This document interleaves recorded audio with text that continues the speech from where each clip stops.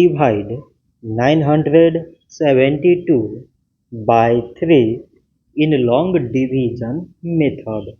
3 times 3 is 9. On subtracting we get 0. So now we put down this 7 and 3 times 2 is 6.